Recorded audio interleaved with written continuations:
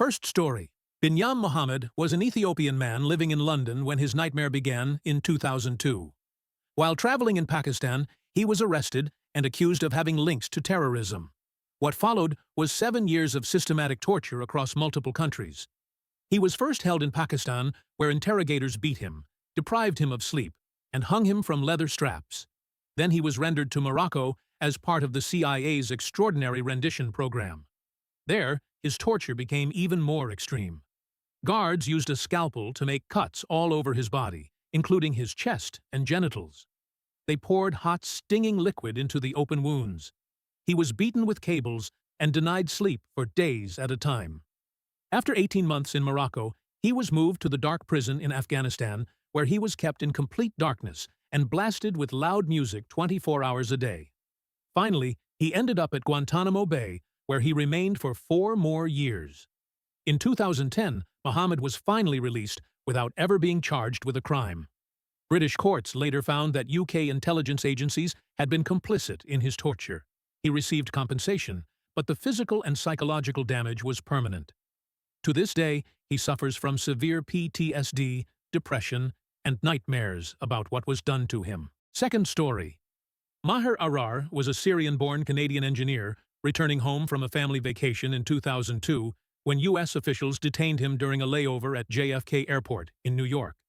They suspected he had connections to Al-Qaeda, though he had never been involved in any terrorist activity. Instead of allowing him to return to Canada, U.S. authorities secretly sent him to Syria through a process called extraordinary rendition. He was flown to Jordan and then driven across the border to Syria, where he was thrown into a tiny underground cell that he described as a grave. The cell was 3 feet wide, 6 feet long, and 7 feet high, with no light and rats everywhere. For the next year, Arar was tortured repeatedly. He was beaten with thick electrical cables, sometimes while other prisoners were forced to watch as a warning. Interrogators threatened to use electric shocks and a metal chair designed to break a person's spine. The psychological torture was just as brutal. He could hear other prisoners screaming and was told he would never leave alive. After almost a year, Syrian officials concluded he had no terrorist connections and released him. A Canadian government inquiry later confirmed Arar was completely innocent and that Canadian intelligence had provided inaccurate information to U.S. authorities. Canada issued a formal apology and paid him $10.5 million in compensation. The U.S., however, has never apologized, and Arar remains on a no-fly list to this day. Story number 3. Junko Furuta was a 17-year-old Japanese high school student known for being smart, beautiful, and kind. In November 1988, she was abducted by 4 teenage boys after she rejected the romantic advances of one of them. What followed was 44 days of unimaginable torture. The boys held her captive in the home of one of their parents, who knew she was there but did nothing. They beat her with iron bars and bamboo sticks, burned her with cigarettes and lighters, and forced her to drink her own urine. They made her eat cockroaches and sleep outside in freezing winter temperatures. Her body became so damaged that she lost control of her bladder and bowels. The torture escalated constantly. They inserted objects into her body, set her legs on fire with lighter fluid, and dropped heavy weights on her stomach. Her face became so swollen she couldn't recognize herself in a mirror. At one point, they forced her to call her parents and tell them she had run away so they would stop looking for her. By the end, Junko could barely move or speak. On January 4th, 1989,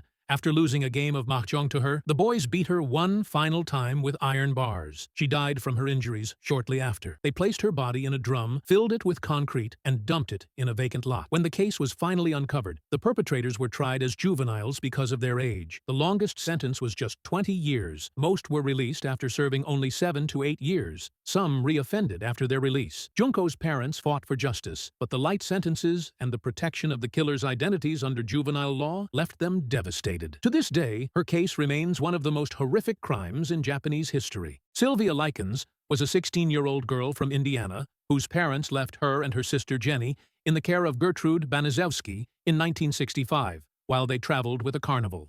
The agreement was simple. The Likens parents would pay $20 a week for both girls' room and board. But when a payment arrived late, Gertrude's treatment of Sylvia turned violent. What started as beatings quickly escalated into systematic torture that involved not just Gertrude but also her children and neighborhood kids. Sylvia was accused of being promiscuous and a thief, none of which was true. She was beaten with paddles, burned with cigarettes, and forced to insert a glass Coca-Cola bottle into herself while the children watched. Gertrude's daughter and other kids practiced judo moves on her. They tied her up in the basement, denied her food, and forced her to eat her own feces. In one of the cruelest acts, Gertrude heated a sewing needle and carved the words, "I'm a prostitute and proud of it," into Sylvia's abdomen. The infection from this and other wounds caused her intense pain. She was also forced to take scalding baths that stripped her skin. Sylvia tried to escape twice, but was caught both times.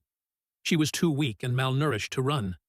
Her sister Jenny, who had polio and wore leg braces, was threatened into silence and couldn't help her. On October 26, 1965, Sylvia died from a brain hemorrhage, shock, and malnutrition. Her body showed over 150 wounds. When police arrived, Gertrude tried to blame everything on neighborhood boys, but testimony from the children revealed the truth. Gertrude Banisewski was convicted of first-degree murder and sentenced to life in prison. However, she was released on parole in 1985 after serving just 20 years. She died 5 years later. The case shocked America and led to changes in how child abuse cases were investigated and prosecuted. If you liked this video, subscribe to see similar videos or suggest another one in the comments.